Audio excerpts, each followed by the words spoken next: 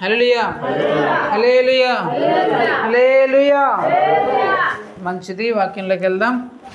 యేసువారు ధ్యానిస్తున్నాం. మంచిది. మత్తయి సువార్త ఎన్నో అధ్యాయం? 17 18 కరెక్ట్గా చెప్పండి. 18. 18లోకి వెళ్ళిపోయినారు అప్పుడే. ఇంకా 17 అయిపోలా.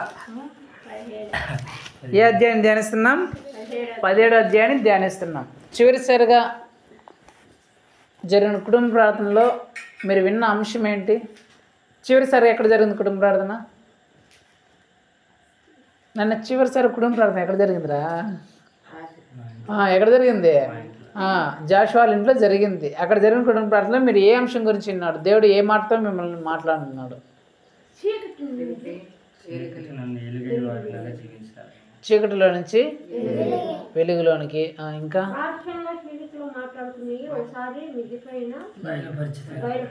బయలుపరుస్తారు. ఎవరు చెప్పినారు వాక్యము? అలెగ్జాండర్ బాబాయ్ చెప్పినారు.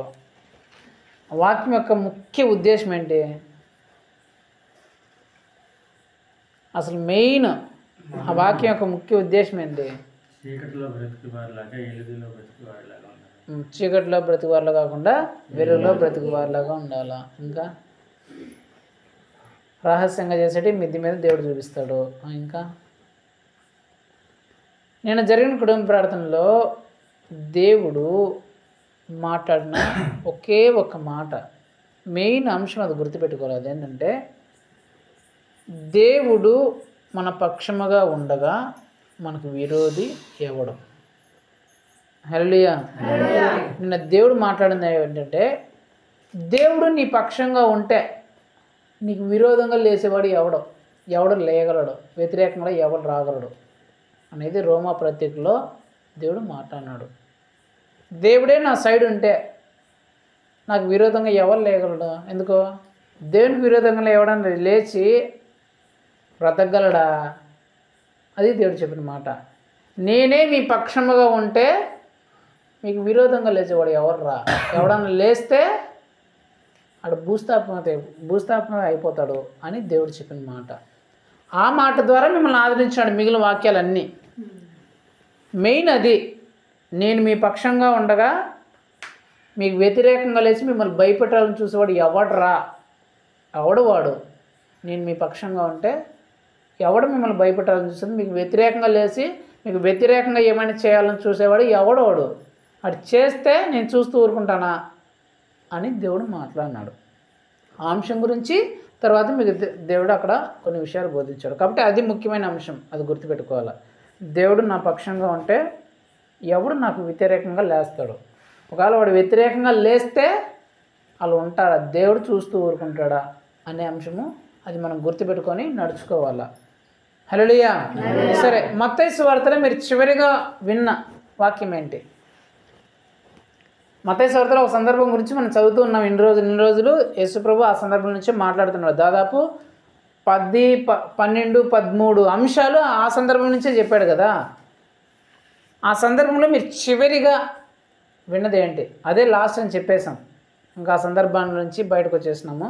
చివరిగా విన్న అంశం ఏంటి? గుర్తులేదా? గుర్తు లేకపోతే ఎక్కడ ఉంటుంది?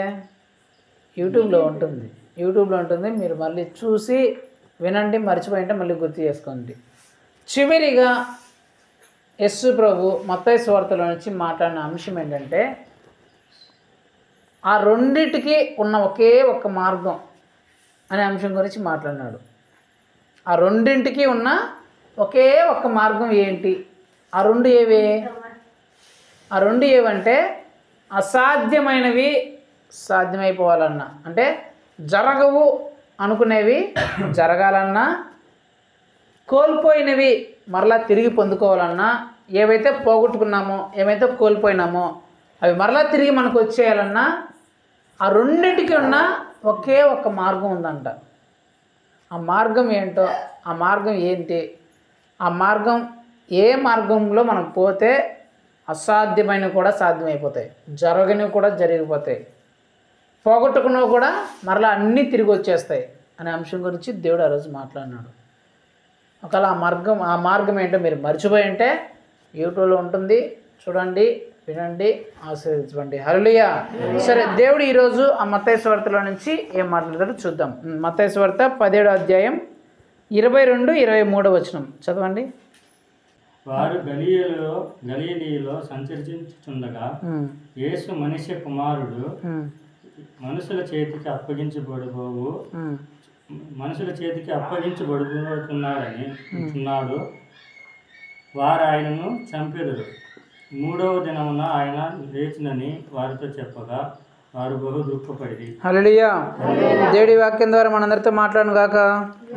ఆమేన్. వారు గలిలయలో సంచరించుచుండగా యేసు మనుష్య కుమారుడు మనుష్యుల చేతికి అప్పగింపబడబోచున్నాడు. వారు ఆయనను చంపుదురు. 3వ దినమున ఆయన లేచునని వారితో చెప్పగా వారు బహుగా దుఃఖపడిరి. ఈ సందర్భం ఏంటంటే యేసు ప్రభువారు వాళ్ళ శిష్యులకు తెలియజేస్తున్నారంట. ఒక ఊరికి వెళ్ళాడు సువార్తకి, సువార్త అంతా అయిపోయింది, ఇంటికి వచ్చారు. ఇంటికి వచ్చానే యేసు ప్రభు చెప్తున్నాడు అనమాట వాళ్ళందరి శిష్యులందరికీ, అన్నా ఇన్ని రోజులు నేను మీతో ఉన్నాను కదా, ఇంకా రాబోయే కొన్ని రోజుల్లో నేను మనుషుల చేతికి అప్పగింపబడతాను. నన్ను మనుషులకు అప్పగించేస్తారు. ఆ మనుషులు ఎవరంటే ఎప్పుడెప్పుడు నన్ను చంపేయాలా అని చూస్తున్న మనుషులు. అలాంటి మనుషుల చేతికి నేను అప్పగింపబడతాను. ఆ మనుషులు నన్ను పట్టుకొని నన్ను చంపేస్తారు. నేను 3వ దినమున లేచి వచ్చేస్తాను అని శిష్యులకు చెప్తే శిష్యులు ఏం చేస్తున్నారంట? బహుగా దుఃఖపడ్డారంట. యేసు ప్రభువు చెప్పిన మాటలకి శిష్యులకి చాలా దుఃఖం వచ్చేసిందంట, చాలా బాధ పుట్టేసిందంట. యేసు ప్రభు ఏం చెప్పాడు? ఇంకా రాబోయే రోజుల్లో నేను చనిపోబోతున్నాను, మనుషులకు అప్పగింపబడుతున్నాను, వాళ్ళు నన్ను చంపేస్తారు, నేను 3వ దినాన్ని లేచి తిరిగి వస్తాను అని చెప్పగానే ఈ శిష్యులు చాలా ఏడుస్తున్నారు, చాలా దుఃఖపడుతున్నారు, చాలా బాధపడిపోతున్నారంట. ఈ శిష్యులు ఎందుకు బాధపడుతున్నారు, ఎందుకు దుఃఖపడుతున్నారు అని ఆలోచిస్తే, చదవచ్చా నీకు?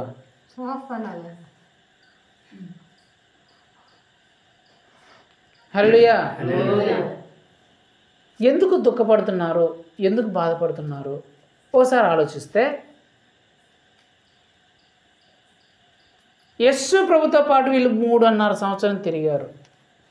తమ కుటుంబాలను వదిలేశారు, బిడ్డలను వదిలేశారు, చేసే పనులు వదిలేశారు, అన్నీ వదిలేసి యేసు ప్రభువే ప్రాణం అనుకుంటూ, యేసు ప్రభువే మాకు ఇంకా లోకము, యేసు ప్రభు తప్ప మాకు ఇంకెవరు లేరు, మాకు ఇంకేది వద్దని చెప్పేసి యేసు ప్రభు కోసం మొత్తం వదిలేశారు. మొత్తం వదిలేసి యేసు ప్రభు వెంటే నడుస్తున్నారు. ఆయన ఎక్కడుంటే అక్కడ వీళ్ళు ఉన్నారు. ఆయన కొండల్లోకి వెళ్తే వీళ్ళు కొండల్లోకి వెళ్ళారు, సముద్రంలోకి వెళ్తే సముద్రంలోకి వెళ్ళారు, ఊర్లోకి వెళ్తే ఊర్లోకి వెళ్ళారు, ఎడారిలోకి వెళ్తే ఎడారిలోకి వెళ్ళారు, అరణ్యంలోకి వెళ్తే అరణ్యంలోకి వెళ్ళారు, సముద్రంలోకి వెళ్తే సముద్రంలోకి వెళ్ళారు. యేసు ప్రభు ఎక్కడికి వెళితే అక్కడికి వీళ్ళు వెళ్ళారు. యేసు ప్రభు ఎక్కడ పడుకుంటే వీళ్ళు అక్కడే పడుకున్నారు. యేసు ప్రభు ఏం తింటే వాళ్ళు ఏదో తిన్నారు. ఇట్లా దాదాపు 3.5 సంవత్సరం యేసు ప్రభుతోనే తిరిగారు. యేసు ప్రభుతో అంత బాగా తిరిగి, అంత అన్యోన్య సహవాసం కలిగి ఆయనతో ఉన్న వ్యక్తులతో యేసు ప్రభు ఏం చెప్తున్నానంటే, ఇంకా కొన్ని రోజుల్లో నేను మిమ్మల్ని విడిచి వెళ్ళిపోతాను అని చెప్పాడు. చెప్పగానే ఆ మాట వీళ్ళకి చాలా దుఃఖాన్ని, బాధని పుట్టిస్తుందా పుట్టించదా? అంతే కదా. ఎన్నో సంవత్సరాలుగా 3.5 సంవత్సరం నేను ఆయనతో ఉన్నాము, ఆయనతో కలిసి తిరిగాము. ఈరోజు యేసు ప్రభు ఏమంటున్నాడు? ఇంకా కొన్ని రోజుల్లో నేను మీకు దూరం అయిపోతాను అని చెప్తున్నాడే అని చెప్పేసి వీళ్ళు ఎంతగానో దుఃఖిస్తున్నారు, బాధపడుతున్నారు, ఏడుస్తున్నారు. ఈ అంశం నుంచి దేవుడు ఈరోజు మనందరితో మాట్లాడుతున్న అంశము, మాట ఏంటంటే తెలివి లేని ఏడ్పు లేదా జ్ఞానము లేని ఏడ్పు అనే అంశం గురించి దేవుడు ఈరోజు మనందరితో మాట్లాడాలని అనుకుంటున్నాడు. ఇప్పుడు నేనేం చెప్పాలనుకున్నానంటే, శిష్యులు ఆ మాట, యేసుప్రభు ఆ మాట చెప్పినప్పుడు వాళ్ళు బాధపడడం, దుఃఖపడడం న్యాయమా కాదా? న్యాయమా కాదా చెప్పండి. వాళ్ళు అంతగా దుఃఖపడ్డం, యేసుప్రభు ఆ మాట చెప్పినప్పుడు అంతగా దుఃఖపడ్డం న్యాయమా కాదా? కారణమే కదా, మంచిదే కదా. కానీ దీన్ని ఏమంటున్నాడు దేవుడు? మీకు తెలివే లేదని అంటున్నాడు. ఏమంటున్నాడు? మీకు తెలివే లేదురా, ఎప్పుడు ఏడ్చాలో తెలియదు, ఎప్పుడు ఏడకూడదో తెలియదురా అంటున్నాడు. యాక్చువల్గా మనకి ఎట్లా అనిపిస్తుంది అది? అరే నిజమే కదా, ఏడ్చే సందర్భం, బాధపడే సందర్భమే కదా. యేసు ప్రభు ఇంకా చచ్చిపోతా అంటున్నాడు, మనుషుల చేతికి పంపిస్తున్నాడు. మా యేసు ప్రభు మనుషులు పట్టుకుంటేస్తారంట, దేవాదేవుని మనుషులు పట్టుకుంటేస్తారంట, ఆయన కొట్టుతారంట, ఆయన చంపేస్తారంట అని చెప్తా అంటే, ఈయనేంది ఇది ఇట్లా మేము బాధపడుతుంటే ఈ బాధ మీకు తెలియలేదురా అంటాడు అనే ఆలోచన ఎవరికన్నా వస్తుందా లేదా? వస్తుందా లేదా? కానీ దేవుడు ఏమంటాడంటే అది తెలివి లేని ఏడ్పు, జ్ఞానం లేని ఏడుపు, పనికిరాని ఏడుపు అని దేవుడు చెప్తున్నాడు. ఎందుకు ఆ మాట అంటున్నాడు దేవుడు? చాలామంది ఈ సిచ్యువేషన్ వస్తుందన్నమాట. కొందరు ఏడుస్తూ ఉంటారు, అరే దీనికోసం ఎందుకు ఏడుస్తాను, పనికి మళ్ళీ దానికోసం అని అంటాం. చాలా సిచ్యువేషన్లో అంటామా లేదా? ఇలాంటి సందర్భాలు ప్రతి ఒక్కరి లైఫ్లో వస్తాయి. వాళ్ళు ఏడ్చేటప్పుడు మనం చూసి దీనికి ఏడుస్తున్నారేంట్రా, ఇంకా సంతోషించాల్సి పోయింది, దీన్ని ఇంకా ఆనందించాలా, సంతోషించాలా, దీనికి ఏడుస్తున్నావేంటి అనే సందర్భాలు ఉంటాయి. మీకు ఒక సందర్భం చెప్తాను. మొన్న జరిగిన ఇన్సిడెంట్లో వాళ్ళు గొడవలకు వచ్చినారు. అందరూ ఆ గొడవలు అయిపోయిన తర్వాత చాలామంది నన్ను అడిగారు, మీ మీదకి అటు వచ్చినారండి, అట్లా గొడవ చేసినారండి, ఎంత పొరపాటు అయిపోయింది అని బాధపడి చెప్తే దీనికి ఎడుతున్నాను, మేము సంతోషిస్తాను అని చెప్పినా నేను. అట్లా జరగడం మాకు ఎంతో సంతోషము. మా విశ్వాసులు ఎంత బలమైన వాళ్ళో, మా విశ్వాసులు ఎంత సింహం లాంటి వాళ్ళో వాళ్ళందరికీ తెలిసింది. వాళ్ళేమో 40 మంది 50 మందిలో వచ్చినారు, మా వాళ్ళు ఉండేది 5 మంది, 5 మంది 40 మందికి చుక్కలు చూపించి పంపిస్తున్నారు. అంత బలమైన వాళ్ళు ఎట్లా తెలిసింది? వాళ్ళు రావడమే తెలిసింది. వాళ్ళు రాకపోయింటే మా వాళ్ళు బలం మా వాళ్ళు కూడా తెలిసేది కాదు. మేము ఇంత బలమైన వ్యక్తులము, మేము ఇంత ధైర్యం కలిగిన వ్యక్తులము, మీరు 40 మంది కాదు 400 మంది వచ్చినా కూడా మేము బెదరము, వనకము, అలాంటి సింహాలం రా మేము అని తెల్లబడింది. ఎందుకు? వాళ్ళు రావడబట్టే. వాళ్ళు రాకుండా ఉంటే మా వాళ్ళు బలం మా వాళ్ళకి తెలిసేది కాదు. నువ్వెందుకు దుఃఖపడతాను, ఇంకా సంతోషిస్తున్నాను అని చెప్పిన వాళ్ళకి. నిజమే కదా, వాళ్ళు రావడం బట్టే మనం ఎంత బలమైన వ్యక్తులమో తెలియబడింది. వచ్చిందేమో 40 మంది హూడు హూడు అనుకుంటూ వచ్చినారు, పోయేటప్పుడు చల్లగా తోకలు ముడుచుకొని వెళ్ళిపోయినారు. దేనికి? మన సింహాలము, యూదా గోత్ర సింహం బిడ్డలు మనము. యేసు ప్రభు యూదా గోత్ర సింహం. సింహం దగ్గరికి జింక పరిగెత్తుకుంటూ రావచ్చు, కానీ అది గర్జించిందనుకో పరిగెత్తుకుంటూ పోవాలా. సింహం లేచి సింహం పడుకో ఉంటుంది అన్న. సింహం లక్ష్యం ఏంటంటే ఎప్పుడు అది కానీ ఎవరిని డిస్టర్బ్ చేయదన్నమాట, పడుకో ఉంటుంది అది దాని పాటికి.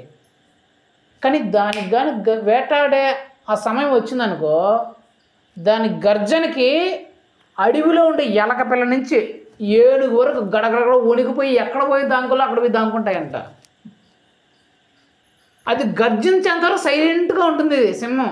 అసలు అది ఉందో ఉన్నట్టు కూడా తెలియదు. అసలు సింహానికి ఆ పేరు ఎందుకు వచ్చింది? మృగరాజు, అడవికి రాజు అని ఎందుకు వచ్చిందంటే కారణం అదే. పెద్ద ఏనుగు ఉంది, జిరాఫ్ ఉంది, ఇంకా పెద్ద పెద్ద జంతువులు ఉన్నాయి, తెలివైన జంతువులు ఉన్నాయి. కానీ సింహానికి ఎందుకు ఆ పేరు వచ్చిందంటే సింహం ఎప్పుడూ ఎవరిని డిస్టర్బ్ చేయదంట. ఎవరిని ఏమి తనకి ఏ హాని, ఎవరికి ఏ హాని తలపెట్టుకున్నట్టు ఉంటుందంట.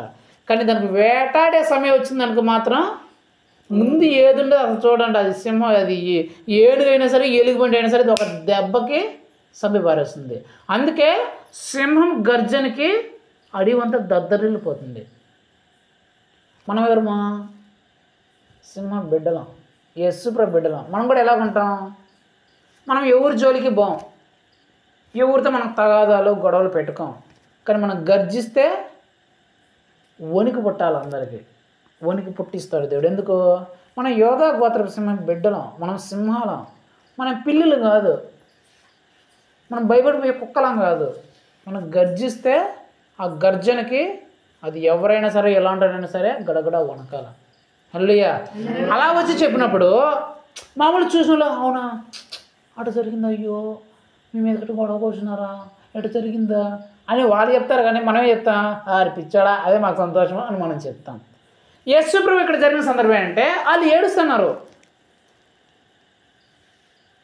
నేను ఇంక చచ్చిపోతాను, మనుషుల చేతికి అప్పగించబడతాను అని చెప్పగానే వీళ్ళందరూ సౌముఖం వేసుకొని దుఃఖముఖం అంత కంట్లో జలపాతాలు దూకేస్తుంటాయి వీళ్ళకి. అయ్యో మా ప్రభువు చచ్చిపోతాడంట, అయ్యో మా ప్రభువు మనుషుల చేతికి అప్పగించబడతాడు, వాళ్ళు చంపేస్తారండి అని చెప్పేసి అందరూ దుఃఖముఖాలు వేసుకొని బాధపడిపోతున్నారు. దాన్ని చూసి యేసు ప్రభు ఏమంటాడంటే మీదొక అజ్ఞానపు ఏడుపు, మీదొక తెలివి లేని ఏడుపు అంటున్నాడు. ఈ అంశం నుంచి దేవుడు ఏం మాట్లాడుతున్నాడంటే చాలామంది విశ్వాసులు కూడా ఈ పరిస్థితిలోకి వస్తారు, ఖచ్చితంగా ఉంటారు. అదేంటంటే వాళ్ళు దేవుడు ఒక మాట చెప్పినప్పుడు వాళ్ళు ఏడుస్తారంట.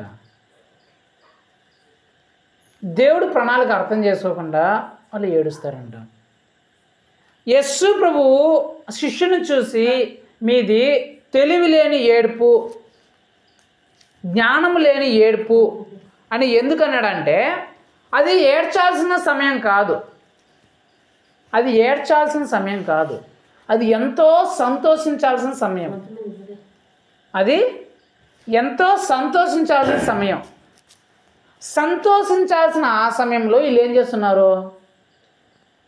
ఏడుస్తున్నారు. భలే చెప్పినావులే నువ్వు. యేసుప్రభు చంపేస్తానంటే సంతోషిస్తానంటే అదేమో సంతోషించే సమయమా? యేసుప్రభు చంపేసేది సంతోషించే సమయమా? భలే చెప్పినావు అయ్యా నువ్వు అని అనిపిస్తుందా మీకు? అక్కడేమో యేసుప్రభుని చంపేసే సమయము, కానీ నేనేం చెప్తున్నా అది సంతోషించాల్సిన సమయం అని చెప్తున్నా. అది నిజంగానే అది సంతోషించే సమయమా? సంతోషించాల్సిన సమయమా? కానీ నేనేం చెప్తున్నా అది సంతోషించాల్సిన సమయం రా, ఆ సమయంలో మీరు ఎందుకు ఏడుస్తున్నారు రా అని చెప్తున్నా. ఎందుకు అది సంతోషించాల్సిన సమయం? ఎందుకు అది సంతోషించాల్సిన సమయం? యాక్చువల్గా మనకు కనిపించేది ఏడ్చాల్సిన సమయమే. అరే దేవాది దేవుడు ఈ పాపిష్టి మనుషుల చేతకి అప్పగించబడతాడంట, ఆయన చంపేస్తారంట, ఎట్లా చేసేదిరా అని చెప్పి నిజంగానే ఏడ్చాల్సిన సమయమే. కానీ నేనేం చెప్తున్నా అది ఎంతో సంతోషించాల్సిన సమయం. ఆ సంతోషించాల్సిన సమయం ఎందుకో మనకు అర్థమైతే అప్పుడు మనకు అర్థమవుతుంది అది ఏడ్చాల్సిన సమయమా సంతోషించాల్సిన సమయం అనేది. ఇక్కడ ఈ శిష్యులు ఏడుస్తూ ఉంటే యేసుప్రభు అంటున్నాడంట మీది తెలివి లేని ఏడుపు, మీకు జ్ఞానం లేదురా, ఇది సంతోషించాల్సిన సమయము అని చెప్తున్నాడు. యాక్చువల్గా అయితే వాళ్ళు బాధపడడం నిజానికి వాస్తవమే. వాళ్ళు బాధపడడం, వాళ్ళు దుఃఖపడడం వాళ్ళ పాయింట్ ఆఫ్ వ్యూలో వాళ్ళ ఆలోచన ప్రకారము అది నిజమే. అది బాధపడాల్సిన సమయమే, దుఃఖపడాల్సిన సమయమే. ఎంతో కాలంగా తమతో ఉన్న ఆయన ఇకపై ఇంకా తమతో ఉండడు అనే చెప్పే సందర్భము వాళ్ళకి దుఃఖాన్ని బాధని కలిగించేదే. కానీ దేవుడు చెప్పిన మాటని వాళ్ళు అర్థం చేసుకోలేకపోయారు. ఆ మాట ఏంటో దేవుడు ఈరోజు మనకు తెలియజేస్తాడు. యేసుప్రభు ఏం చెప్తున్నాడు అక్కడ శిష్యులతో? అరే నేను మనుషుల చేతికి అప్పగింపబడతాను, వాళ్ళు నన్ను చంపేస్తారు, 3వ దినమున నేను తిరిగి లేచి వస్తాను అని చెప్పాడు కదా. యేసు ప్రభుని వాళ్ళు చంపేశారు, నిజమే కదా? అప్పగింపబడతారు, నిజమే కదా? చంపేస్తారు, నిజమే కదా? చచ్చిపోయిన ఆయన అక్కడ ఉండిపోతాడా? ఏం చెప్తున్నాడు యేసు ప్రభు? అరే నిజమే, నన్ను మనుషుల చేతికి అప్పగిస్తారా, వాళ్ళు చంపేస్తారా నన్ను, కానీ 3 రోజున నేను తిరిగి లేచి వస్తాను రా అని చెప్తున్నాడు యేసు ప్రభు. ఒరే వాళ్ళ చేత నేను అప్పగింపబడతాను రా, 3 రోజు నన్ను చంపేస్తారా, కానీ 3 రోజుల తర్వాత నేను లేచి వచ్చేస్తాను రా మళ్ళీ అంటే వీళ్ళు సంతోషించకుండా దుఃఖమంగళ ఏడుస్తున్నారంట. ఇప్పుడు యేసు ప్రభు ఎందుకు వచ్చినాడు ఈ భూమి మీదకి? ఎందుకు వచ్చినాడు చెప్పండి? ఎందుకు వచ్చినాడు? ఆయన వచ్చిన ఉద్దేశమే అది. ఏది? చనిపోవాలా. ఆయన చనిపోతేనే నీకు నాకు రక్షణ. ఆయన చనిపోకపోతే రక్షణ లే. ఎలాగ చనిపోవాలైనా? మనుషుల చేతకు అప్పగింపబడే, వాళ్ళు కొరడాలతో కొట్టబడే, ఆ రక్తం అంతా చిందించబడే, ఈ సిలువ అంతా మోసే అలాగే చనిపోవాలా. సహజంగా చనిపోయినా కూడా వ్యర్థమే. ఎందుకు? మనందరి పాపములు కడగబడాలంటే ఆయన మన పాప బరువును సిలువను మోయాల. మనందరి పాపాలను ఆయన మీద వేసుకొని ఆ పాపాలన్నీ మోసి ఆ రక్తాన్ని అంతా చిందిస్తే, ఆ రక్తంలో మనం కడగబడితే, మన ప్లేస్లో ఆయన చనిపోతేనే మనం బ్రతుకుతాం. మన పాప భారం మరణించిపోతుంది. ఆయన రక్తంలో మన పాపాలు పోతాయి. చచ్చిపోవాల్సిన మనం బ్రతుకుతాం. అర్థమైందా? మనందరి పాపాలు ఆయన మీద వేసుకుంటే మన పాప భారం పోతుంది. సపోజు మీరే బట్టలు ఉతుకొని పోతారు కదా, బట్టలు ఉతుకొని పోయేటప్పుడు బేసినో లేదా బట్టల మూట పెట్టుకొని పోతారు. మీ నెత్తి మీద ఉన్న మూట అది తీసుకుని నా నెత్తి మీద పెట్టుకుంటే మీ మీద ఉన్న బరువు పోతుంది. అర్థమైందా? అంటే మీ పాప బరువు, మన పాపాల బరువు అంతా పోవాలంటే మన మీద ఉన్న ఆ పాపం అనే బరువు ఆయన తీసుకోవాలి. తీసుకుంటేనే మన పాప మీద ఉండే బరువు పోతుంది. ఒకటి. రెండోది, బురద పోవాలంటే నీళ్ళు వేసి కడగాల. మనలో ఉన్న ఆ పాపం అనే బురద పోవాలంటే ఆయన రక్తంలో కడగబడాల. అంటే ఆయన రక్తము చిందించబడాల. లాస్ట్గా మనం నరకానికి వెళ్ళిపోవాల్సిన వాళ్ళం. కానీ మనం ఆ నరకంలోకి వెళ్ళిపోవాల్సిన, మనం చచ్చిపోవాల్సిన మనము బ్రతకాలంటే మన ప్లేస్లో ఒక ఆయన చనిపోవాలి. ఈ 3 కార్యాలు జరగకపోతే మనకు రక్షణ లేదు. మన పరమలోకంలోకి పోలేం. మన పాప భారం మన్నించిపోవాలన్నా, మన పాపం అంతా కడగబడాలన్నా, చచ్చిపోవాల్సిన మనము, నరకంలోకి వెళ్ళిపోవాల్సిన మనము సజీవులమై పరలోకంలోకి, స్వర్గంలోకి మనం ప్రవేశించాలన్నా యేసు ప్రభువారు అలాగే చనిపోవాలా. ఎలాగ చనిపోవాలా? సహజంగా కాదు, అందరూ చనిపోయినట్లు, మామూలుగా చనిపోయినట్టు కాదు. ఎట్లా?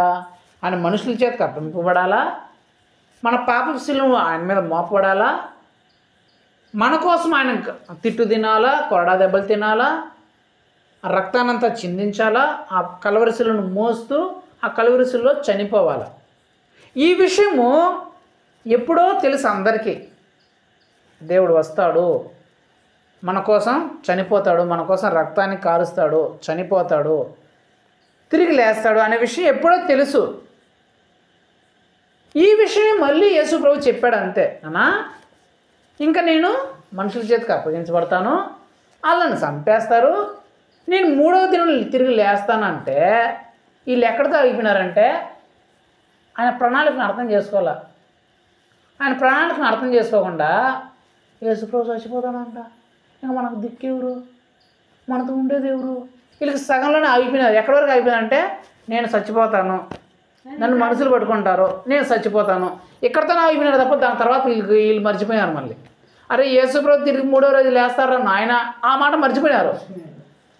వీళ్ళంతా వీళ్ళ ధ్యాస అంతా ఎక్కడంటే యేసు ప్రభు మనుషులు చేతి యేసు ప్రభు చచ్చిపోతాడా, ఇంకా మాకు ఎట్లా, మాకు ఆ రొట్టెలను ఆశీర్వదించి ఇచ్చేది ఎవరు, అద్భుతాలు చేసేది ఎవరు, నీళ్ళ మీద మేము తుఫాన్లో ఉండి చిక్కున్నప్పుడు ఆ నడుసంతనం తొక్కుంటూ వచ్చేది ఎవరు, ఆ తుఫాన్ ఆపేది ఎవరు, కుంటోళ్ళని బాగా చేసేది ఎవరు, గుడ్డోళ్ళని బాగా చేసేది, ఇదే ఆలోచిస్తాడు తప్ప యేసుప్రభు చచ్చిపోతానని తొక్కపడతాడు తప్ప ఆయన 3వ రోజు తిరిగి వచ్చేస్తారు. మళ్ళీ 3వ రోజు తిరిగి వచ్చేసిన తర్వాత మనకు నిరంతరం సదాకాలం మనతో ఉంటాడు అనే ఆ మాటే వీళ్ళు మర్చిపోయారు.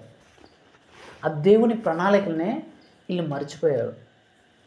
వీళ్ళు మర్చిపోయి సంతోషించాల్సిన ఆ సమయంలో ఏడ్చడానికి గల కారణం ఏంటంటే ఒక్కటే కారణం, దేవుని ప్రణాళిక వాళ్ళకి గుర్తు లేదు, దేవుడు చెప్పిన మాట వాళ్ళకు గుర్తు లేదు, దేవుని యొక్క వాగ్దానం వాళ్ళకు గుర్తు లేదు. చాలామంది జీవితాల్లో ఎలాగుంటుందంటే ఏదైనా ఒక భయంకరమైన పరిస్థితి ఎదురైనప్పుడు దేవుడు ముందుగానే చెప్పింటాడు, నాన్న ఇలా జరుగుతుంది, ఇలా చేస్తాను అని దేవుడు చెప్పింటాడు, ఒక వాగ్దానం ఇచ్చింటాడు. వాగ్దానం ఇచ్చిన తర్వాత ఆ సందర్భం వచ్చినప్పుడు ఆ కష్టతరమైన సందర్భము, బాధపడే సందర్భము, అనారోగ్య సందర్భము, ఏదో తెలియని బాధ పుట్టించే సందర్భం వచ్చినప్పుడు చాలామంది ఏం చేస్తారంటే ఆ వచ్చిన ఆ సందర్భాన్ని బట్టి బాధపడిపోతూ ఉంటారు, దుఃఖిస్తుంటారు, ఏడు చేస్తూ ఉంటారు. అయ్యో నాకే ఎందుకు ఎట్లా అయింది, మాకే ఎట్లా ఎందుకు జరిగింది, నా జీవితంలోనే ఎట్లా ఎందుకు అయింది అని బాధపడిపోతుంటారు, దుఃఖపడుతుంటారు. అయితే విషయం ఏంటంటే యేసుప్రభు ఇలాంటి సందర్భం వస్తుంది నాన్న, ఈ సందర్భం తర్వాత ఇది జరుగుతుంది అని కూడా చెప్పింటాడు. నేను ఇలా చేయాలనుకుంటున్నాను, నీ జీవితంలో ఇలాంటి అద్భుతం చేయాలనుకుంటున్నాను, ఇలా అద్భుతం చేయాలంటే ముందు ఇది జరుగుతుంది అని చెప్పింటాడు యేసుప్రభు.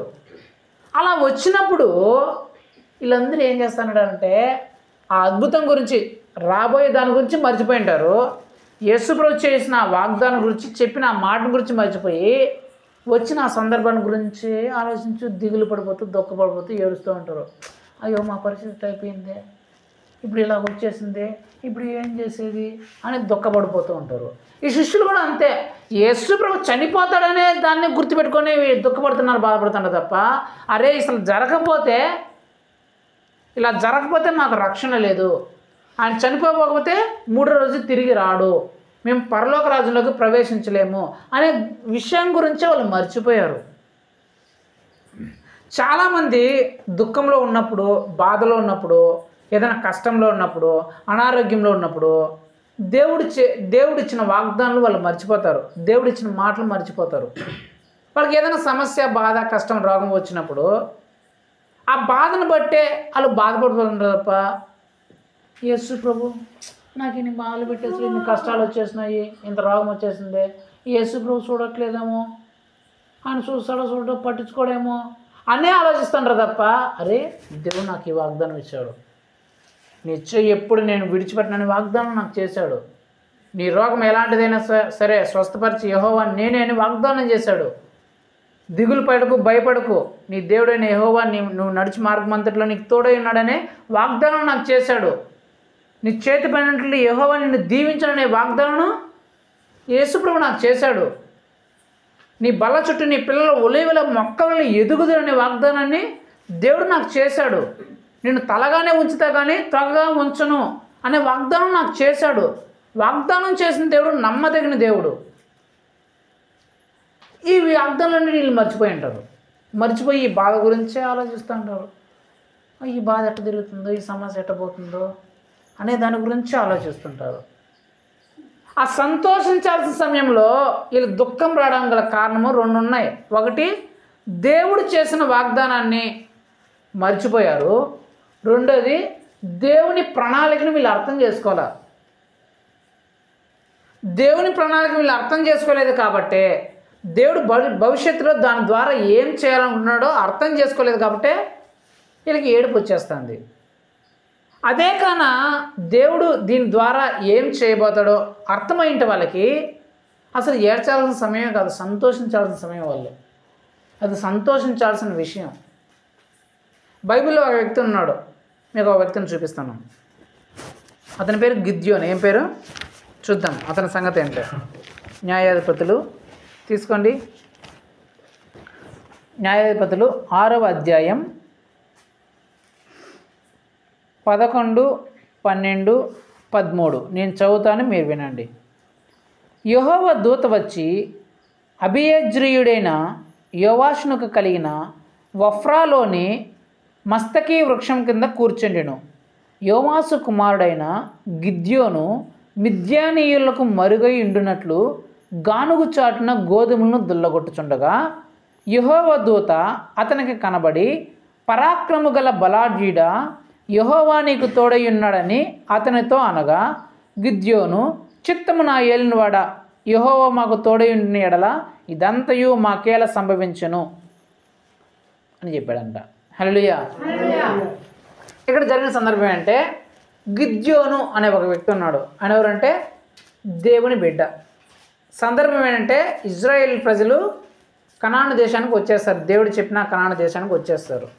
అయితే శత్రువులు ఎక్కువ మంది అయిపోతారు. అక్కడ మిద్యానీయులు అనే శత్రువులు ఎక్కువ మంది అయిపోతారు. ఆ శత్రువులు ఇజ్రాయేల్ని చాలా బాధ పెట్టేస్తుంటారు, న్యాయాధిపతులందరినీ హింసించి చంపేస్తుంటారు. అందులో ఉన్న ఒక న్యాయాధిపతి గిద్యోను. ఇతను ఏం చేస్తున్నాడంటే, ఆ శత్రువుల భయానికి భయపడిపోయి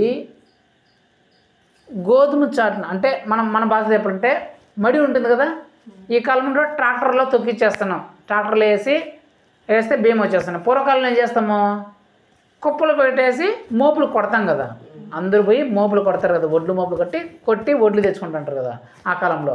అట్లా ఈయన మడి కోసి కుప్పలేసి ఒడ్లు మోపులు కొట్టడానికి ఏం చేస్తానంటే ఒక గానుగ అడ్డ పెట్టుకొని గాను చాటు దాక్కొని ఒడ్డు కుట్టుకుంటున్నాడంట. ఎందుకు గాను చాటు దాక్కొని ఒడ్డు కుట్టుకున్నాడంటే ఈయన ఇజ్రాయేల్కి న్యాయాధిపతుల్ని అందరూ చంపేస్తున్నారు, మిద్యానీయులు శత్రువులు. ఇతను ఇక్కడ ఉన్నాడని తెలిస్తే ఆ మిద్యానీయులకి వాళ్ళు వచ్చి ఇతను చంపేస్తారని భయంతో గజగజ వణికిపోతూ, ఓరు నాయన వాళ్ళతో ఎందుకు వచ్చిన రచ్చ మనకి, వాళ్ళు ఎక్కడ మనం చంపేస్తారు అనేసి కనీసం నా బిడ్డల కన్నా నేను అలాగో ఈ దేశాన్ని రక్షించలేకపోతున్నాను, యేసుప్రభు నన్ను ఏమో న్యాయాధిపతిగా పెట్టినాడు, నా బతికి వాళ్ళ దగ్గర నేనే ఆడ పోరాడేది, ఈ దేశాన్ని నేను కాపాడలేను, కనీసం నా కుటుంబాన్ని కాపాడుకుందాం ఈ ఒడ్లు ఎత్తుకొని పోయి అని చెప్పేసి ఆ గాను చాటును దాక్కొని కొట్టుకుంటున్నానంట. యాడ కనిపిస్తే వాళ్ళు వచ్చి నన్ను చంపేస్తారు, నా మీద గొడవకు వస్తారు, నా మీదకి కొట్టడానికి వస్తారని చెప్పేసి అలా కనిపించకుండా మరుగ్గా ఉండి కూర్చొని చిన్నగా కొట్టుకుంటున్నానంట. కొట్టుకుంటా అంటే యేసు ప్రభు వండుకొని అక్కడికి వచ్చి పరాక్రమ గల గిద్యోను అని పిలిచినాడంట. ఏమని పిలిచినాడంట, అక్కడ రాయబడమాట, పరాక్రమ గల బలాఢ్యుడా యెహోవా నీకు తోడై ఉన్నాడు అని చెప్పాడంట. ఏమని చెప్పాడు, పరాక్రమ గల బలాఢ్యుడా. ఈడేం చెప్తున్నాడు అక్కడ, గడగడ వణుకుతాడు. ఎవరిని చూసా, ఆ శత్రువుని చూసి గడగడ గాను దగ్గర కూర్చొని గడగడ వణుకుతా అంటే ఈయనేం చెప్తున్నాడు, పరాక్రమ గల బలాఢ్యుడా, మన వాళ్ళు ధైర్యవంతుడు అని చెప్తున్నాడంట. అని నిజంగా ధైర్యవంతుడుగా ఉన్నాడా, ఏం చేస్తున్నాడు, గడగడ వణుకుతా అంటే అతను చూసి పరాక్రమ గల బలాఢ్యుడా యెహోవా నీకు తోడైనాడు. గమ్మన్నాడు, ఎందుకు ఎక్కిరిస్తానన్నా, అందరూ ఎక్కిరించిన నువ్వు కూడా నన్ను ఎక్కిరిస్తావా అంటున్నాడు అక్కడ గిద్యోను. చాలు అయ్యా, నువ్వు కూడా ఎక్కిరించింది చాలు, నేను ఇక్కడ గడగడ వణుకుతానని చెప్పేసి నువ్వు ఎక్కిరిస్తావు కదా, మామూలుగా ఎవరన్నా అట్లా అంటే మనం ఎక్కిరిస్తున్నట్టు అంటాం కదా, నువ్వు కూడా ప్రభా నువ్వు కూడా ఎక్కిరిస్తావు ప్రభా అని అంటున్నాడు. అంటే ఎవరు, గిద్యోను.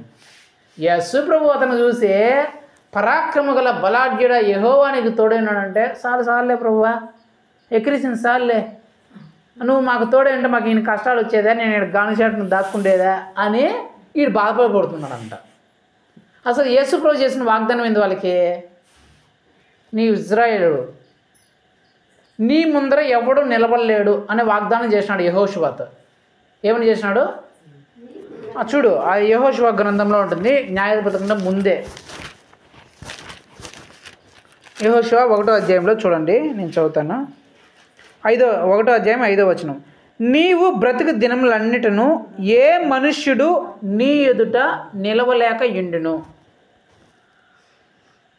నేను మోషేకు తోడైనట్లు నీకు తోడైంటాను. ఏం చెప్తున్నాడు, నీ బ్రతుకు దినములన్నిట్లో ఏ మనుష్యుడు కూడా నీ ఎదుట నిలవలేడు, ఎందుకంటే నేను నీకు తోడై ఉన్నాను అనే వాగ్దానము చేసినాడు ఇజ్రాయేల్ ప్రజలతో. ఇప్పుడు ఆ శత్రువులు వచ్చేసినారు, శత్రువులు చంపేస్తామని చెప్పేసి ఇతను ఈ వాగ్దానాన్ని మర్చిపోయినాడు. వాగ్దానాన్ని మర్చిపోయి అక్కడ యేసు ప్రభు పరాక్రమ గల బలాఢ్యుడా అని పిలుస్తుంటే గమనండి ప్రభా, ఎందుకు మమ్మల్ని అట్లా ఎక్కిరిస్తావు అని అంటున్నాడు. ఇతను పరాక్రమ గల బలాఢ్యుడు కాదా, అంత బలం లేదా ఇతనికి, ఎట్లా తెలుసు నీకు ఇంత పరాక్రమ గల బలాఢ్యుడు అని ఎట్లా తెలుసు అంటే ఇదంతా చదివించలేను కానీ మీకు చెప్పేస్తాను. యేసు ప్రభు పిలిచిన తర్వాత సరే యేసు ప్రభు పిలిచినాడు, ఆయన నాకు తోడై ఉన్నాడు, నేను పోయి ఈ మిద్యానీయులతో యుద్ధం చేస్తానని చెప్పేసి పోతాడు. పోతే ఆ మిద్యానీయులు ఎంతమంది అంటే 135,000 మంది వస్తారు యుద్ధానికి. ఎంతమంది, 135,000 మంది యుద్ధానికి వస్తే ఈ గిద్యోనుకు సపోర్ట్ చేసే వాళ్ళు ఎంతమంది అంటే 30,000 మంది. ఎంతమంది, 30,000 మంది. 30,000 మంది వస్తారు. నీకు దగ్గర ఎంతమంది వాళ్ళందరినీ పిలుచుకోవాలని దేవుడు చెప్తే 30,000 మంది వీళ్ళు వస్తే వాళ్ళు 135,000 మంది ఉంటారు. యేసు ప్రభువుని చూసే గిద్యోనా, ఈ 30,000 మంది ఎక్కువలే కానీ నువ్వేం చేస్తావంటే ఎవరు భయపడుతూ ఉంటారో ఆ సైన్యాన్ని చూసి, ఆ 135,000 చూసి ఎవరు భయపడుతూ ఉంటారో ఆ భయపడే వాళ్ళందరూ వెళ్ళిపో అని నువ్వు ఆర్డర్ ఒక గట్టిగా మైక్లో అనౌన్స్మెంట్ చేసేయి అంటాడు. చేయగానే గిద్దెని చెప్తాడు, మీకు ఆ సైన్యాన్ని చూసి ఆ శత్రువుని చూసి ఎంతమంది భయం ఉంటే వాళ్ళు ఇప్పుడే యుద్ధం చేయకుండా ఇప్పటి నుంచి వెళ్ళిపోండి అంటే 20,000 మంది వెళ్ళిపోతారంట. ఎంతమంది? 20,000 మంది కాదు అన్నట్టు చెప్తా. ఎంతమంది? 32,000 మంది ఉంటే అక్కడ ఆ సైన్యంలో ఎంతమంది? 32,000 మంది ఉంటే 30,000 మంది వెళ్ళిపోతారంట భయపడిపోయి. ఎంతమంది? ఆ 1,35,000 మంది శత్రువులు చూసి మీకు ఎవరికైనా భయం వస్తా అంటే ఈ యుద్ధం చేయడానికి ఎవరికైనా భయం ఉంటే మీరు వెళ్ళిపోండి, భయపడే వాళ్ళు వెళ్ళిపోండి అంటే ఎంతమంది వెళ్ళిపోయినారంటే 30,000 మంది వెళ్ళిపోయినారంట భయపడిపోయి. ఆ సైన్యాన్ని చూసి ఎంతమంది వెళ్ళిపోయినారు? 30,000 మంది వెళ్ళిపోయినారు. ఇంకెంతమంది మిగిలినారు? 2,000 మంది మిగిలినారు. 2,000 మంది మిగిలితే గిద్యోను వీళ్ళు ఎక్కువలే కానీ వీళ్ళు తీసుకురా అన్నాడంట. ప్రభువా ఆ 1,35,000 ఉంది ప్రభువా, 32,000 మంది ఉండ్రి, నువ్వు ఉండేవాడు ఉండకుండా భయపడి వెళ్ళిపోవని చెప్తే 30,000 మంది వెళ్ళిపోయారు. ఇప్పుడు 2,000 మంది మిగిలినారు ప్రభువా, ఈ 2,000 మంది నేను ఏం చేస్తాను? ఆడ ఉండే 1,35,000 మందికి ఈ 2,000 మంది ఏమైనా పోటీ చేస్తారంట. నీకెందుకు అయ్యా నువ్వు ఎట్రా అని చెప్పినానంట. రండ్రా పోదాము, యేసుప్రభు పిలుస్తున్నాడు రండి అని చెప్పి 2,000 మందిని పిలుచుకొని వస్తే ఇలా ఒక వాగు దగ్గర నిలబెట్టిన తర్వాత నీళ్లు తాగమని చెప్పు. ఎవడైతే మోకాల మీద కూర్చొని కుక్కలాగా నీళ్ళు నాలుగుతో ఎత్తుకొని గతుకుతా తాగుతాడో వాళ్ళని పక్కన పెట్టు, ఎవడైతే మామూలుగా చేతితో ఎత్తుకొని తాగుతాడో వాళ్ళని పక్కన పెట్టు అన్నాడంట. పెడితే మీరందరూ నీళ్ళు తాగంటారని చెప్తే అందులో 300 మంది కుక్క నాలుగుతో గతికినట్లు మోకాల మీద కూర్చుకొని అటు నాలుగుతో గతుకుతో తాగినారంట. మిగిలిన వాళ్ళందరూ చేతి ఎత్తుకొని తాగినారంట. ఇప్పుడు యేసుప్రభు ఏం చెప్పాడంటే వాళ్ళందరూ పంపించేసి ఈ 300 మంది పెట్టుకో అన్నాడంట. అంది ప్రభువా ఆడ 1,35,000 ఈ 300 మందితో నేను యుద్ధం చేయాలా అని చెప్పేసి సర్లే యేసుప్రభు చెప్పినాడు కదా అని చెప్పేసి మీరు అందరూ పోనరా, ఈ 300 నాకు సర్లే మీరు రాండ్రా అని చెప్పేసి 300 పెట్టుకున్నాడంట. 300 మంది పెట్టుకున్నాడు. ఈ 300 మందితో ఆ 1,35,000 మందితో యుద్ధం చేయాలి. ఇప్పుడు యేసుప్రభు ఏం చేశాడంటే వాళ్ళందరికీ వాళ్ళ దగ్గర ఏమైనా ఆయుధాలు ఉంటాయి ప్రభు, వాళ్ళ దగ్గర బాణాలు ఉంటాయి, కత్తులు ఉంటాయి, అటారులు ఉంటాయి, వాళ్ళ దగ్గర పెద్ద పెద్ద వెపన్స్ అన్నీ ఉన్నాయి ప్రభు అని అంట. సరే మీకు అయ్యే వెపన్స్ అంటే ఆయుధాలు ఇస్తాను తీసుకోండి అన్నాడంట. ఇచ్చే ప్రభు తీసుకుంటే వేస్తామని కానీ ఇది ఎదురు చూస్తాను ఏంటి, యేసు ప్రభు మాకు AK-47 గన్ ఇస్తాడు. ఎందుకో మేము 300 మంది ఉన్నారు, వాళ్ళు 1,35,000 మంది ఉన్నారు కదా, AK-47 గన్ ఇస్తే టక్కాని ఇట్లా కలిసి మొత్తం చచ్చిపోతారు అని అనుకుంటారు వీళ్ళు లోపల మనసులో. యేసు ప్రభు మాకు AK-47 గన్ ఇచ్చేస్తా మేము కాల్చి చంపేచ్చే వాళ్ళందరినీ అనుకుంటా అంటే యేసు ప్రభు చేశాడంట అందరికి తలా ఒక కొండ ఇచ్చారన్నాడంట. ఏమి ఇచ్చాడంట? ఒక కొండ ఇచ్చి ఒక కట్టి ఇచ్చి ఓటి కొండ కట్టి దివిటి ఇచ్చినాడంట. అంతే, ఏమీ లేదట. కొండ ఒక దివిటి అంటే మనం వెలుతురు కనిపించడానికి అగ్గి పెట్టుకొని పోతాం కదా, ఆ దీపము కొండ ఇచ్చినాడంట, పట్టుకొని పోండి అన్నారంట. దీంతో యుద్ధం చేయపోండి అన్నాడంట. ఎవడైనా ఇన్నే మాటనా? కొండతో వాళ్ళేమో కత్తులు కటార్లు బాణాలు వేసుకొని వాళ్ళు ఉంటే చేతిలో కొండ పెట్టి చేతిలో దివిటి పెట్టి యుద్ధం చేసేయంటే వీళ్ళు ఏమనుకోవాలా? ఒరే యేసుప్రభు మేము ఎట్ట కనిపిస్తున్నారా, చంపేసేదానికి మేమే కనిపించినావా? 32,000 మంది చంపేయకుండా 300 చంపేస్తారు అని అనుకోవాలి కదా. ఇంకేం చేయాలో అర్థం కాలేదు విద్యానికి, ఏం చేయాలో అర్థం కాలేదు. యేసుప్రభు కొండ పెట్టి చేతిలో యుద్ధం చేసేయంటాడు, ఎట్ట మేము చేసేదని చెప్పేసి పోతారు. యుద్ధానికి పోతే ఈ 300 మంది ఆ 1,30,000 చంపారేస్తారు. హల్లెలూయా. అదంతా ఎట్లా చంపినారు ఏం చెప్పేదని చెప్పేసి టైం లేదు కాబట్టి నేను చెప్పేసాను. ఈ 300 మందే కొండలు ఎత్తుకొని పోయిన వాళ్ళు, అది కూడా కొండలు కొండలతో యుద్ధం చేసినారంటే యుద్ధం చేయాలా? ఏం చేయడం తెలిసిన యుద్ధం ఆడుంటే కొండలు ఎత్తుకోమంటే ఇక్కడ ప్రభా కొండలు ఎత్తుకొని ఈ కొండలతో ఏం చేయాలి ప్రభు అంటే ఆ కొండల కింద వేసి పగలగొట్టండి అన్నాడు అంటే యేసు ప్రభు. అవి కూడా మీరు చదివితే అక్కడ ఉంటుంది. ఇప్పుడు ఏం చేయాలి ప్రభా? సైన్యం అంతా వాళ్ళు 1,35,000 సైన్యం ఆ పక్కన నిలబడిపోయింది. వీళ్ళు 300 కొండలు పట్టుకొని రెడీగా పడ్డారు. వాళ్ళు చూసి నవ్వుతాను, అందరూ ఇలా కొండలు ఎత్తుకొచ్చారు మా దగ్గరికి, మీకు కత్తులు ఎత్తుకోవాలి వీళ్ళు అయిపోయారని వాళ్ళు అనుకుంటా అంటే ఇప్పుడు వీళ్ళు గడగడ వణుకుతా ప్రభా కొండలు ఉన్నాయి ఏం చేయాలి ప్రభా కొండలతో అంటే ఆ కొండలు తీసుకుని కొట్టేయండి అన్నారంట యేసు ప్రభు. ఆ కొండలు కూడా కింద కొట్టేస్తారు.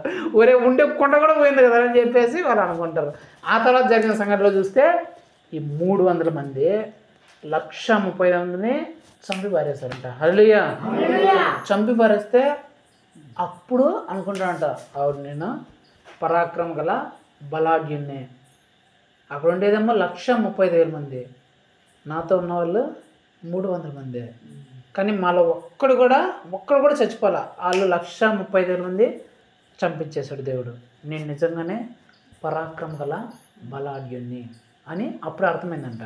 అంటే ఫస్ట్లో చెప్పినప్పుడు ఇతను ఏమనుకున్నాడు, దేవుడు నన్ను ఎక్కిరిస్తున్నాడు అని అనుకున్నాడు. కానీ యేసు ప్రభు ఆ సందర్భాన్ని బట్టి ఆ మాట మాట్లాడలా, భవిష్యత్తుని బట్టి మాట్లాడాడు. నువ్వు పరాక్రమ గల బలాఢ్యురా, 1,35,000 మందిని నువ్వు ఒకడే చంపేస్తావు అని చెప్పేసి భవిష్యత్తుని దృష్టిలో పెట్టుకొని ఆ మాట అన్నాడు. యేసు ప్రభు మనకి ఏది వాగ్దానం చేసినా మనతో సరదా చేయడానికో జోక్ చేయడానికో ఎక్కిరించడానికో దేవుడు చెప్పడు. అది మనకు అనిపిస్తుండొచ్చు ఆ సందర్భంలో ఇది అసాధ్యమేమో జరగదేమో అని. కానీ అది భవిష్యత్తును దృష్టిలో పెట్టుకొని భవిష్యత్తులో మనల్ని ఎలాగ దేవుడు మార్చబోతున్నాడో దాన్ని దృష్టిలో పెట్టుకొని దేవుడు మనతో మాట్లాడతాడు. అలాగే ఇక్కడ భవిష్యత్తును దృష్టిలో పెట్టుకొని ఈ శిష్యులతో చెప్తున్నాడు, నేను చనిపోతాను, మనుషుల చేతికి అప్పగింపబడతాను, వారు నన్ను చంపేస్తారు, అయితే నేను 3వ దినమును తిరిగి లేచి వస్తాను అని చెప్తుంటే వీళ్ళు దుఃఖపడిపోతున్నారు, బాధపడిపోతున్నారు. ఒక రకంగా చూస్తే వాళ్ళు దుఃఖపడడం బాధపడడం కరెక్ట్గానే అనిపిస్తుంది. కానీ ఇంకో విషయం ఏంటంటే నీకు దేవుని వాగ్దానం గుర్తులేదు, దేవుని ప్రణాళిక నీకు అర్థం అవ్వట్లేదు, నువ్వు అర్థం చేసుకున్నంత జ్ఞానం నువ్వు కోల్పోయి ఉన్నావు. చాలామంది ఆ దుఃఖంలో బాధలో ఆ కన్నీటిలో ఉన్నప్పుడు దేవుని ఇచ్చిన మాటని వాళ్ళు మర్చిపోయి ఉంటారు. ఆ దుఃఖాన్ని బట్టి ఆ కన్నీరుని బట్టి మర్చిపోయి యేసుప్రభు మాకే ఎందుకు ఇన్ని కష్టాలు పెట్టాడు, యేసుప్రభు మాకే ఎందుకు బాధలు పెట్టాడు, యేసుప్రభు నాకే ఎందుకు ఇలాగ చేశాడు అని చెప్పేసి బాధల్లో దుఃఖంలో ఉంటారు తప్ప యేసుప్రభు చేసిన వాగ్దానాన్ని మర్చిపోయి ఉంటారు. ఒకటి. రెండోది యేసుప్రభు యొక్క ప్రణాళికలను భవిష్యత్తులో ఏం చేయబోతున్నాడు అనే విషయాన్ని కూడా మర్చిపోయి ఉంటారు వాళ్ళు. అరే ఈ కార్యం వల్ల యేసుప్రభు ఏదో చేయబోతున్నాడు, ఏదో బలమైన కార్యం చేయబోతున్నాడు, ఆయన ప్రణాళిక ఏదో గొప్పగా ఉంది నా విషయంలో, ఇది నేను దుఃఖించాల్సిన సమయం కాదు, ఈ దుఃఖపడే సందర్భము, ఈ బాధపడే సందర్భము, ఈ ఏడ్చే సందర్భం వచ్చిందంటే యేసుప్రభు ఏదో గొప్ప కార్యము చేయబోతున్నాడు అని దేవుని ప్రణాళిక గురించి మనం సంతోషించాలి. బైబిల్లో ఏ వ్యక్తులైనా చూడండి, ఆదికాండం నుంచి ప్రకటన గ్రంథం వరకు భక్తులు అందరూ ఉన్నారు కదా.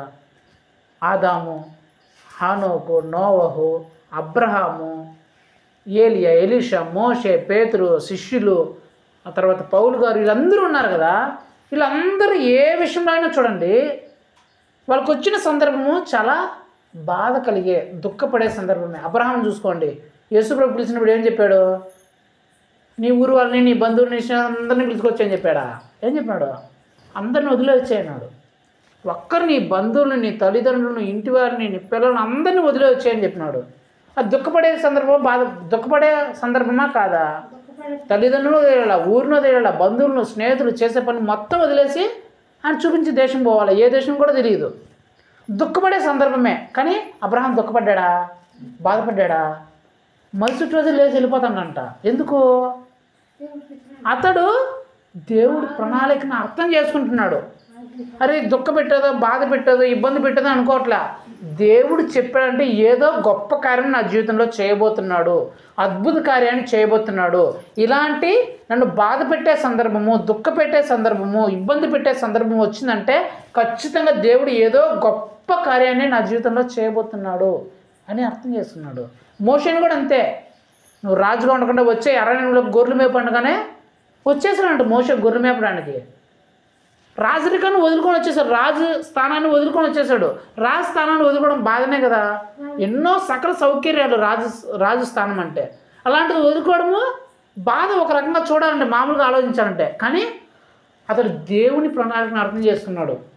నా దేవుడు ఏదో గొప్ప కార్యం చేయబోతున్నాడని దాన్ని అర్థం చేసుకున్నాడు. కాబట్టి 30 లక్షల మంది జనాన్ని ఐగుప్తులో నుంచి విడిపించినాడు. ఐగుప్తు రాజుకు ముచ్చెమటలు పట్టించాడు. మోషే లాంటి వాడు ఎవడూ లేడని యేసుక్రీస్తు సాక్ష్యం చెప్పాడంట. ఎవరినైనా చూసుకుంటే అలాగే బైబిల్లో గొప్పగా మార్చబడిన వ్యక్తులందరికీ ఫస్ట్ జరిగిన సందర్భం అంటే బాధ, దుఃఖం, కన్నీరు కలిగిన పరిస్థితులు వచ్చాయి. ఆ కన్నీరు, బాధ, దుఃఖం, ఆ వేదన కలిగిన పరిస్థితులు వచ్చినప్పుడు ఎవరైతే దేవుని ప్రణాళికను అర్థం చేసుకున్నారో వాళ్ళు గొప్ప స్థాయికి వెళ్ళారు. అర్థం చేసుకున్న వాళ్ళు నాశనం అయిపోయినారు. ఆ బాధ, దుఃఖం, కష్టం వచ్చినప్పుడు లోతు అర్థం చేసుకోవాలా, దేవుని యొక్క ప్రణాళిక అర్థం చేసుకోవాలా. నేను సుధమ గుమ్మర ప్రాంతం పోతే సార్లే, నేను హాయిగా ఉంటే సార్లే, ఈ కష్టంలో బాధలు ఎందుకనుకున్నాడు, అడవి నాశనం అయిపోయినాడు. నయోమి కుటుంబము కరువు వచ్చినప్పుడు, అమ్మో కరువు వచ్చేసింది, ఇక మేము ఎట్లా బతికేది అని కరువులో ఏదో దేవుడు చేయబోతున్నాడు అనే దేవుని ప్రణాళిక అర్థం చేసుకోకుండా పోయి మోయాబ్ దేశంలోకి పోయింది. మోయాబ్ దేశంలో పోయింది, కట్టుకున్న భర్త చచ్చిపోయా, ఇద్దరు యవన బిడ్డలు పెళ్లి చేసుకున్న సంవత్సరంగా చచ్చిపోయినారు, ఇద్దరు చచ్చిపోయినారు, ముగ్గురు చచ్చిపోయారు. ఇట్లా కోడళ్ళు విధవరాలు అయిపోయారు, తాను విధవరాలు అయిపోయింది. అంటే నేనేం చెప్పాలనుకుంటున్నా అంటే దేవుని అలాంటి సందర్భం వచ్చినప్పుడు నువ్వు దేవుని ప్రణాళికను అర్థం చేసుకోకుండా నువ్వు బాధపడుతూ దుఃఖపడుతూ ఉంటే అది నీకు ఇంకా ఎక్కువ నష్టాన్నే కలిగేస్తుంది తప్ప దానివల్ల నీకు లాభం లేదు. అలాంటి నిన్ను దుఃఖపెట్టే, బాధ పెట్టే, ఇబ్బంది పెట్టే సందర్భం వచ్చినప్పుడు నువ్వు దేవుని ప్రణాళికను అర్థం చేసుకుంటే దేవుని గొప్ప స్థానంలో నిలబెడతాడు. హల్లెలూయా. ఎవ్వరు ఊహించిన స్థానంలో, ఎవ్వరు కనీసం అర్థం చేసుకోలేనంత గొప్ప స్థాయికి, గొప్ప స్థానానికి, అంత గొప్ప సంతోషానికి దేవుడు నిన్ను తీసుకెళ్తాడు. అందరి ఎగ్జాంపుల్ చెప్పడానికి టైం లేదు కాబట్టి నేను చెప్తున్నా. బైబిల్లో గొప్పగా మార్చబడిన వ్యక్తులందరికీ మొట్టమొదటిగా వచ్చింది బాధ, దుఃఖం, కష్టమే. యోబుకు కూడా బాధ, కష్టం, దుఃఖం వచ్చింది, కానీ ఆ తర్వాత రెండింతలుగా ఆశీర్వదించబడ్డాడు. ఎందుకంటే యోబు దేవుని ప్రణాళిక అర్థం చేసుకున్నాడు కాబట్టి యెహోవా ఇచ్చెను, యెహోవా తీసుకున్నాను, యెహోవాకు స్తోత్రం కలుగును. దేవుని ప్రణాళిక అర్థం చేసుకున్నాడు అంట. ఓహో దేవుడు ఏదో చేయబోతున్నాడు అని. అలాగా మనందరి జీవితాల్లో కూడా కొన్ని సందర్భాల్లో అలాంటి దుఃఖపడే మాటలు, బాధ కలిగించే విషయాలు మన జీవితాల్లోకి వస్తూ ఉండొచ్చు. అలాంటప్పుడు మనం ఏం చేయాలా? దేవుని ప్రణాళికను అర్థం చేసుకోవాలా. ఆహా, దేవుడు నాకు ఒక వాగ్దానం చేశాడు, ఈ సంవత్సరంలో ఒక వాగ్దానం చేశాడు, ఈరోజు ఆదివారం ఒక వాగ్దానం చేశాడు. వాగ్దానం ఇచ్చిన దేవుడు నమ్మదగినవాడు, ఆయన మాటిస్తే ఖచ్చితంగా చేరుస్తాడు. ఈ బాధ, కష్టం వచ్చిందంటే దేవుడు ఏదో గొప్ప కార్యం చేయబోతున్నాడు అని నువ్వు ఎప్పుడైతే నమ్ముతావో నీ జీవితంలో గొప్ప కార్యాన్ని చూస్తావు. ఎప్పుడైతే నువ్వు నమ్మకుండా ఆ బాధలో, దుఃఖంలో, కష్టంలో ఉంటావో నువ్వు మరింత దుఃఖంలో, బాధలో, భయంలో బ్రతకాల్సిన పరిస్థితి వస్తుంది. వీళ్ళు దేవుని ప్రణాళికను అర్థం చేసుకోలేకపోయారు కాబట్టి వాళ్ళు దుఃఖంలో, బాధలో పడిపోవాల్సిన పరిస్థితి వచ్చింది. మరి ఈ రాత్రికాల సమయం ముందు నువ్వు ఎలాగుంటున్నావో నిన్ను ఒకసారి పరీక్షించుకో. అలాంటి సందర్భం ఎదురైనప్పుడు, అలాంటి సందర్భం వచ్చినప్పుడు, బాధ కలిగించే, ఇబ్బంది పెట్టే అనారోగ్య పరిస్థితులు, కుటుంబ సమస్యలు, లేనిపోని గొడవలు, సమస్యలు వచ్చినప్పుడు నువ్వు దేవుని యొక్క వాగ్దానము నీకు గుర్తుంటుందా లేకపోతే మర్చిపోతున్నావా? ఒకటి. రెండోది, దేవుని యొక్క ప్రణాళికలను భవిష్యత్తులో నీ జీవితంలో దేవుడు ఏం చేయాలనుకుంటున్నాడో ఆ ప్రణాళికను తెలుసుకుంటున్నావా అనేది నువ్వు పరీక్షించుకుంటే, తెలుసుకుంటే ఆ సందర్భం వచ్చినప్పుడు ఇది నా మేలుకే తప్ప కీడికి ఎప్పుడు రాదని చెప్పేసి నువ్వు అర్థం చేసుకొని దేవుణ్ణి స్తుతిస్తావు, మహిమపరుస్తావు యోబులాగా. అలాంటి ఒక జ్ఞానము కలిగిన, అలాంటి తెలివి కలిగిన ఆ మంచి జీవితాన్ని నువ్వు పొందుకోవాలని దేవుడు ఆశిస్తున్నాడు. ఆ శిష్యులు బాధపడాల్సిన సందర్భమే, కానీ దేవుని ప్రణాళిక అర్థం చేసుకుంటే వాళ్ళు బాధపడాల్సిన అవసరం లేదు, సంతోషించాల్సిన సమయమే. 3 రోజుల తర్వాత మళ్ళా నా తండ్రి, నా దేవుడు నాతో పాటు చిరకాలంగా ఉంటారు. ఆ తర్వాత మళ్ళీ ఎప్పుడైనా పోతాడు ఆయన? 3 రోజులే ఆయన దూరంగా ఉంది. ఆ తర్వాత సదాకాలం వాళ్ళతోనే ఉండిపోయాడు. అట్లా మనం కన్నా ఆ యొక్క ప్రణాళిక మనం అర్థం చేసుకుంటే మనకి ఎప్పుడు సంతోషమే ఉంటుంది. అలాంటి సంతోషము, అలాంటి జ్ఞానము దేవుడు మనందరికీ దయచేయను గాక. ప్రార్థన చేస్తున్నాం. కళ్ళు మూసుకోండి. మహోన్నతుడ, సర్వోన్నతుడ, సర్వశక్తుల దేవా, యేసయ్య, నీ బలమైన, ఘనమైన, శ్రేష్టమైన, పరిశుద్ధమైన నామం బట్టి మీకు స్తోత్రం చెల్లిస్తున్నాం ప్రభా.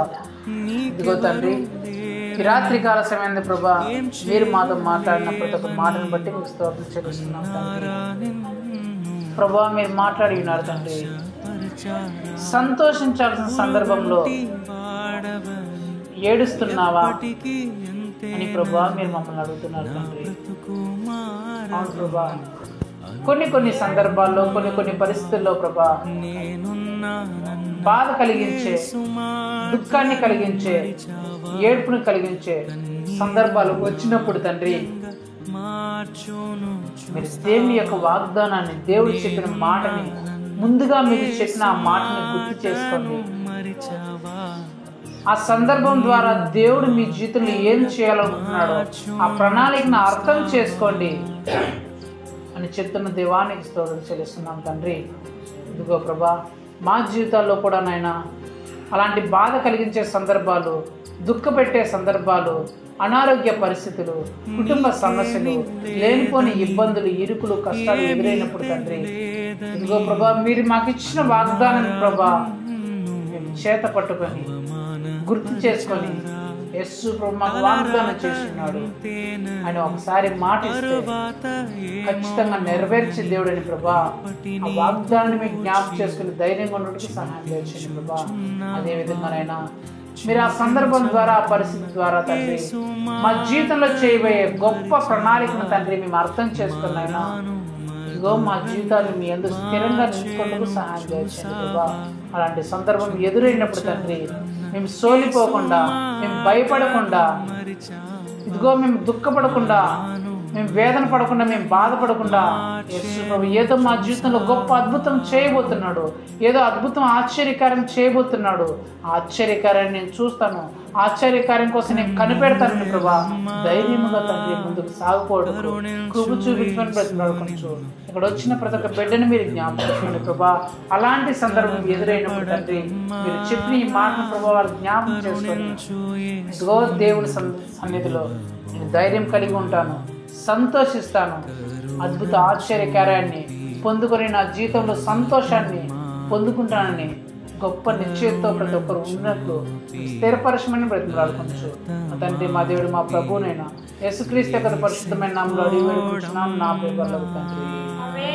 ఆమేన్. నా ప్రాణమా యెహోవాను సంతోషించుము, నా అంతరంగ సమస్తమైన పరిశుద్ధ నామమును సంతోషించుము. నా ప్రాణమా యెహోవాను సంతోషించుము, ఆయన చేసిన పనులు దేని మరొకటి.